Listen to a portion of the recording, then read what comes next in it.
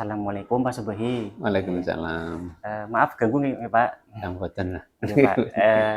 Di sini saya kan sebagai guru penggerak Pak, calon guru penggerak angkatan 11, Iya. yang mana dalam hal ini kami sudah masuk ke modul 3.1 Iya. tentang pengambilan keputusan nilai-nilai kebajikan yang sebagai pembelajaran. Iya. Pak. Nah di modul ini kami mendapatkan tugas untuk mewawancarai 2 kepala sekolah, Iya. termasuk kepala sekolah yang ada di lingkungan kerja kami sebagai CGP. Berkenan nggih Pak? Iya, silahkan. Oke, langsung saja ya Pak. Untuk pertama, jadi untuk wawancara ini itu terkait dilema etika Pak. Iya. Untuk yang pertama, bagaimana Pak Subhi mengidentifikasi tentang kasus-kasus yang merupakan dilema etika itu Pak? Iya. Terima kasih Pak Aris. Jadi kasus-kasus yang merupakan dilema etika itu kasus yang memiliki dua sisi ya. Artinya ketika saya mengambil kasus itu memiliki dua sisi, kalau diputuskan yang satu pasti sisi yang lain akan kena dampaknya. Itu mungkin dilematika, sehingga itu ya jelas saya identifikasi ketika kasus ini kira-kira memiliki dilema etika, ya harus perhitungkan secara matang untuk mengambil kebijakannya begitu. Oke Pak. Kemudian untuk selanjutnya, bagaimana Pak Subhi menjalankan pengambilan keputusan di sekolah ini, terutama untuk kasus yang tadi ya Pak, di mana itu ada 2 kepentingan yang sama-sama benar gitu Pak. Baik. Untuk mengambil keputusannya, contoh misalnya yang paling mudah itu adalah ketika ada guru yang mengikuti program CGP misalnya gitu ya. Kan dua hal yang penting semua, satu sisi untuk meningkatkan kompetensinya, satu sisi lain beliau kan juga memiliki tugas dan kewajiban di sekolah. Sehingga kalau full ke sisi kompetensi pasti di sekolah akan berkurang kewajibannya. Ada efek lain juga, sehingga untuk mengambil keputusan itu saya yang pertama adalah saya identifikasi kasus saat itu mana yang lebih urgent atau yang lebih prioritas tinggi. Yang kedua itu, yang pertama itu, yang kedua saya selalu meminta masukan saran dari teman-teman, terutama unsur pimpinan, wakil ataupun guru senior yang lain seperti itu. Sehingga saya harapkan ketika mengambil keputusan ya memiliki nilai yang terbaik. Artinya dua sisi itu tidak saling dirugikan. Kalaupun saya yakin tapi tidak bisa maksimal semua karena ada dua hal yang tidak boleh diabaikan satu dengan yang lain. Terima kasih Pak. Berarti untuk secara ringkasnya itu langkah-langkah apa sih Pak yang biasa dilakukan ketika menemui situasi tersebut begitu Pak? Oh ya, langkah realnya, langkah-langkah yang dilakukan identifikasi, kemudian nanti saya dalam identifikasi itu saya meminta masukan dari teman terutama yang berkepentingan ataupun yang tersangkut langsung, kemudian dimusyawarahkan, kemudian nanti diambil keputusan bersama begitu. Oh baik Pak. Dari langkah tersebut mungkin hal apa sih Pak yang bisa jadi itu dikatakan efektif seperti itu Pak, terkait pengambilan keputusan tadi? Yang paling efektif dari keputusan itu ya ketika semuanya dari unsur-unsur tadi yang berkepentingan itu saling bisa memberi masukan, terbuka dan saling legowo, sehingga nanti akan efektif gitu. Jadi keputusan bersama antara itu. Jadi misalnya contoh tadi kegiatan itu yang guru penggerak yang bersangkutan, guru yang memiliki kepentingan itu, kemudian nanti juga ada unsur pimpinan maupun unsur yang lain. Berarti dilaksanakan secara bersama gitu Pak. Iya. Lalu ketika menemui permasalahan tadi dilema etika, biasanya itu Pak Subhi apakah ada jadwal khusus, maksudnya itu apakah diselesaikan saat itu juga atau mungkin maksudnya seperti dipikirkan terlebih dahulu begitu Pak? Baik. Mas. Masalah dilematika itu kan sifatnya bisa ada yang mendesak, ada yang mungkin bisa ada tenggang waktu, ada yang mungkin lama, gitu. Sehingga kami melihat kasusnya atau permasalahannya. Ketika masalah mendesak ya segera harus disegera selesaikan sehingga tidak menimbun permasalahan. Tapi kalau itu dianalisis kok, oh ini tidak begitu mendesak, maka saya harus mengumpulkan instrumen data yang lebih lengkap dulu supaya keputusan lebih bijak. Berarti tergantung masalahnya Permasalahannya, ya Pak ya. iya. Ada yang bisa langsung diatasi, ada yang harus dianalisis terlebih dahulu ya Pak ya. Baik Pak. Kemudian apa ya? Kira-kira ada nggak sih Pak mungkin orang yang selama ini yang selama ini membantu Pak Subuhi, atau mungkin faktor apa aja sih yang apa ya, yang mempermudah Bapak dalam mengambil keputusan tersebut? Oh iya, terima kasih. Banyak Pak, jadi teman-teman di SMP Negeri 1 itu saling mendukung satu dengan yang lain. Terutama ketika saya memiliki permasalahan dilematika, maka saya akan tadi minta bantuan dari teman-teman.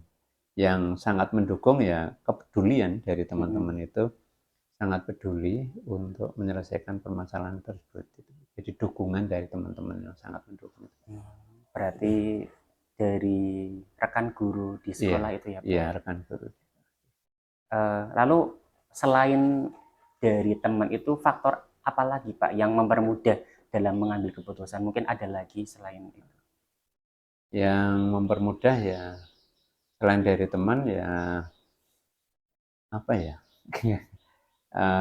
apa namanya dari sumber-sumber belajar Pak, jelas itu. Jadi pengetahuan-pengetahuan yang sangat mendukung itu sangat bermudah. Dari informasi-informasi yang ada ya Pak ya. Baik Pak.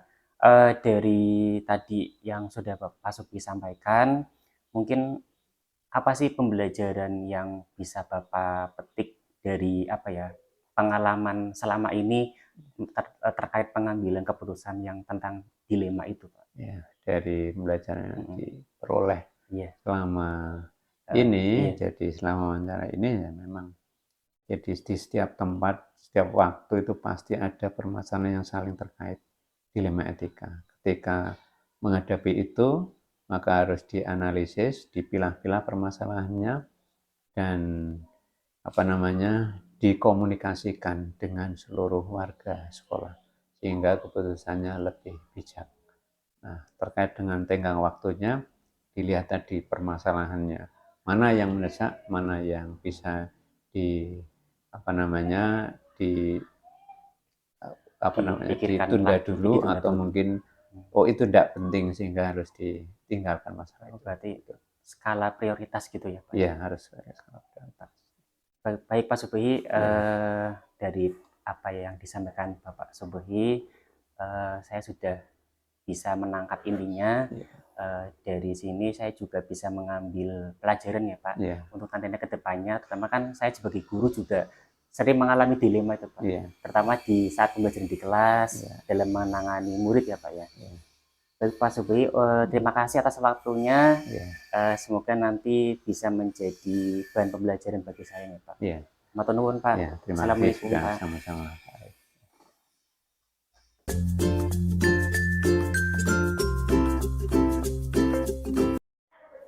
Selamat siang Pak Roso. Selamat siang Pak Aris. Bagaimana kabarnya Bapak? Alhamdulillah sehat, baik. Jarang ketemu ya Pak ya ini ya Pak? Ya karena mungkin tempat yang mempersulitkan kita untuk bertemu Pak Aris. Ini monggo. Kabarnya gimana Pak sekarang Pak? Kebetulan saya ada tugas tambahan selain definitif di SMP 1 Atap Indrojo. Saya per 1 Juni kemarin dapat tugas tambahan sebagai PLT di SMP 2 Kesesi. Pak Aris. Baik Pak, alhamdulillah ini kan saya lagi ikut program guru penggerak Pak, angkatan 11. Nah, di sini sudah masuk ke modul 3.1 tentang pengambilan keputusan yang berdasarkan nilai-nilai kebajikan sebagai pemimpin pembelajaran. Nah, di mana di modul ini saya diberi tugas untuk mewawancarai 2 kepala sekolah Pak, yaitu kepala sekolah di sekolah saya dan ini saya memilih jenengan. Ya, Berkenan nggih Pak? siap, kalau siap, nggih. Baik Pak, mungkin langsung saja nggih Pak. Nggih. Yang pertama itu Pak Roso sudah jadi kepala sekolah udah berapa lama ya Pak? Kurang lebih 2 tahun. Iya, 2 tahun. Dari 2022 nggih. Iya, 2022. Pastinya kan selama jadi kepala sekolah itu kan sering menemui beberapa kasus ya Pak ya? Ya, tentunya. Nah iya Pak. Bagaimana sih caranya Pak Roso dalam mengidentifikasi mana kasus yang merupakan dilema etika dan rujukan moral itu sendiri Pak? Kalau saya begini Pak, jadi saya ketika ada permasalahan tentunya dimanapun kita bekerja, apalagi saya selaku kepala sekolah pasti ada satu permasalahan yang ada di sekolah. Ya biasanya saya baik permasalahan yang termasuk dalam dilema etika dan satunya tuh rujukan moral itu selalu saya identifikasi terlebih dahulu Pak. Jadi saya identifikasi, tidak serta-merta saya langsung mengambil keputusan atau kebijakan, tidak, tapi saya identifikasi lagi dengan cara saya biasanya komunikasi dengan pihak-pihak yang terkait, mungkin dengan kesiswaan, mungkin dengan kurikulum, atau mungkin dengan guru kelas atau BK atau yang lain, gitu Pak, harus gitu. Berarti dikomunikasikan dengan beberapa pihak ya Pak? Ya, betul. Baik Pak. Kemudian selanjutnya bagaimana Bapak menjalankan pengambilan keputusan di sekolah Bapak, terutama untuk kasus yang dimana itu ada 2 kemungkinan ya Pak, yang sama-sama benar gitu Pak? Ya, yang pertama saya tadi evaluasi, kemudian saya komunikasi dan koordinasi dengan teman-teman yang berkepentingan di situ, tentunya adalah dengan pengurus sekolah. Ya, mungkin bisa kalau dengan pengurus sekolah, kalau tidak biasanya itu saya merambah ke komite dan orang tua, biasa seperti itu. Nah, caranya adalah kita tadi identifikasi dengan seksama, dengan teliti, jangan sampai ketika nanti sudah diambil keputusan nanti akan merugikan satu sama lain. Yaitu secara seperti itu selama ini. Jadi saya identifikasi dulu, saya telah dulu kira-kira permasalahannya apa. Kalau diri saya kok biar tambah keputusannya tidak menyimpang, saya biasanya adalah koordinasi dan komunikasi dengan pihak-pihak warga sekolah. Untuk masukan dari beberapa pihak berarti? Iya, betul. Jadi intinya seperti itu. Kalau misalkan dengan warga sekolah kok belum menemukan keputusan atau tindakan yang harus saya ambil, saya biasanya komunikasi dengan pihak orang tua ataupun dengan pihak komite. Gitu. Untuk selanjutnya, langkah-langkah apa saja sih yang biasa dilakukan selama ini Pak ketika ada kasus tentang dilema etika seperti itu? Saya menggunakan prioritas dan dari segi mudorotnya gitu loh Pak. Jadi kalau etika itu kan benar sama benar ya, sebenarnya itu, tapi harus ada salah satu yang harus diambil kan seperti itu ya. Intinya seperti itu. Jadi biasanya saya tuh ya tadi saya komunikasikan, saya koordinasikan dengan teman sejawat, dengan warga sekolah, kira-kira mana yang harus biar nanti dalam keputusan itu tidak merugikan satu sama lain dan bisa dilaksanakan oleh semua warga sekolah. Seperti itu Pak. Pak? Prioritasnya yang mana gitu ya Pak? Iya, saya prioritaskan dulu. Jadi kan tidak semua permasalahan itu sama kan, tidak. Iya. Walaupun benar sama benar, tapi kan saya yakin di situ ada salah satu yang harus diprioritaskan. Itu yang saya ambil itu adalah yang skala prioritas tadi, yang harus saya ambil itu seperti itu. Baik Pak. Kemudian selanjutnya hal-hal apa saja sih yang selama ini tuh dianggap efektif dalam mengambil keputusan terkait kasus tersebut Pak? Yang biasanya adalah yang pertama tadi ya, saya evaluasi, saya minta klarifikasi dulu terhadap mungkin yang bersangkutan ya, itu yang bersangkutan. Kemudian nanti saya padukan dengan guru senior, biasanya seperti itu Pak. Karena tidak mudah ketika dengan guru senior itu memang kita harus hati-hati, artinya apapun masalahnya pengambilan keputusan itu harus seadil-adilnya, seperti itu. Harus adil Pak ya Pak. Ya. Selanjutnya tentunya kan pasti ketika kita mengambil keputusan atau menghadapi masalah tersebut pasti ada tantangan ya Pak ya. Kira-kira selama ini tuh apa sih yang menjadi tantangannya Pak Roso seperti itu? Tantangannya adalah ketika ada permasalahan di senior senior saya. Iya. Karena saya di sini kebetulan orang baru, Pak, orang baru, dan saya juga di sini statusnya adalah PLT. Jadi ketika ada senior yang mungkin ada permasalahan yang harus diselesaikan, di situ adalah tantangan saya terberat mungkin dalam arti bagaimana saya melayani beliau-beliau yang senior, jangan sampai nanti keputusan saya yang saya ambil nanti akan apa ya namanya ya, membuat ketidaknyamanan bagi mereka. Jadi terkadang kita harus, saya sebagai pimpinan itu harus bisa memilah siapa toh yang punya masalah, siapa toh yang harus yang sedang saya selesaikan masalahnya. Jadi ketika mungkin usianya di bawah saya, setara dengan saya, lebih senior saya, itu harus beda dalam penyelesaian. Yang terpenting bagi saya adalah tetap saya sebagai pimpinan harus bisa mengambil sebuah keputusan yang bisa paling tidak bisa diterima sebagian besar oleh warga sekolah. Karena kadang kalau sama senior mungkin kadang nggak enak ya Pak. Iya, lebih hati-hati Pak, lebih hati-hati. Beda kalau saya menghadapi junior enak, ngomongnya enak gitu loh. Tapi ketika dengan mungkin setara usia beda lagi. Tapi kalau dengan senior memang kita harus hati-hati, karena kita mau tidak mau etika dan adab saya terapkan di situ. Baik Pak. Kemudian selanjutnya kira-kira apakah ada waktu khusus dalam menyelesaikan suatu masalah dilema etika, atau maksudnya tuh ketika ada masalah dilema etika tuh mungkin Bapak langsung menyelesaikan saat itu juga, atau biasanya seperti apa Pak? Melihat pokok permasalahannya dulu. Kalau memang masalah itu bisa diselesaikan pada waktu juga, saya selesaikan waktu juga. Tapi kalau memang masalah itu tidak bisa diselesaikan pada waktu juga, biasanya saya ambil waktu untuk bisa komunikasi dan koordinasi dengan teman-teman sejawat, tentunya adalah dengan pengurus sekolah tentunya. Dan tadi yang disebut saya awal, kalau dari warga sekolah belum puas, saya biasanya berkomunikasi atau diskusi dengan komite atau orang tua, seperti itu. Jadi tergantung dari objek permasalahannya itu Pak. Jadi kalau memang permasalahan itu bisa diselesaikan pada saat itu, ya harus selesai itu. Kalau memang tidak, ya saya tunda lain hari. Tetap, tapi saya selalu koordinasi dengan teman-teman, karena suatu keputusan dengan permasalahan yang ada, ketika hanya saya sendiri yang mengambil keputusan tanpa ada masukan dari pihak luar, itu biasanya nanti hasilnya juga beda Pak. Gitu. Setuju Pak. Ya. Kemudian selama ini ada apa enggak Pak teman yang selama ini membantu dalam mengambil keputusan, atau mungkin apa sih faktor-faktor yang membuat Bapak tuh lebih mudah dalam mengambil keputusan itu sendiri?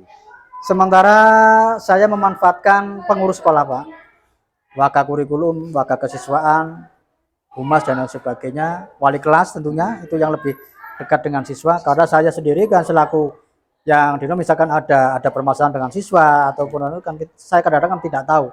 Nah itu dari itu tetap saya berpedoman bukan memanfaatkan ya, artinya saya jadi setiap pengambil keputusan itu saya bermusyawarah. Iya, bermusyawarah terlebih dahulu. Lah, untuk yang lebih membantu saya dalam menentukan itu adalah senior Pak. Karena lebih berpengalaman. Iya, betul, lebih pengalaman, dan biasanya senior itu dalam mengambil sebuah keputusan itu lebih bijak daripada yang mungkin notabene karena mereka masih muda, mungkin belum banyak pengalaman. Itu. Itu. Kemudian untuk yang terakhir ya Pak, dari semua hal yang tadi Bapak sampaikan, kira-kira pembelajaran apa sih yang bisa Bapak petik terkait pengalaman pengambilan keputusan terkait dilema etika?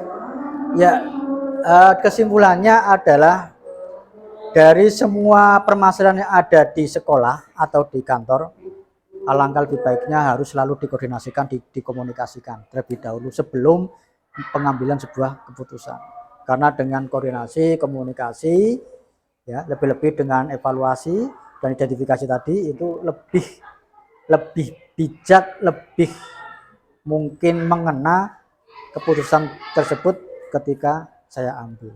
Gitu. Berarti yang bisa diambil itu koordinasi ya Pak? Iya Seperti betul, itu ya? iya koordinasi dan komunikasi.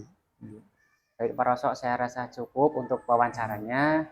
Terima kasih ya Pak atas waktu yang sudah disediakan. Oke. Semoga nanti apa ya bisa menjadi pembelajaran untuk saya ke depannya. Iya, amin. Terima kasih Pak. Cukup sekian ya Pak. Wassalamualaikum warahmatullahi wabarakatuh. Waalaikumsalam warahmatullahi wabarakatuh.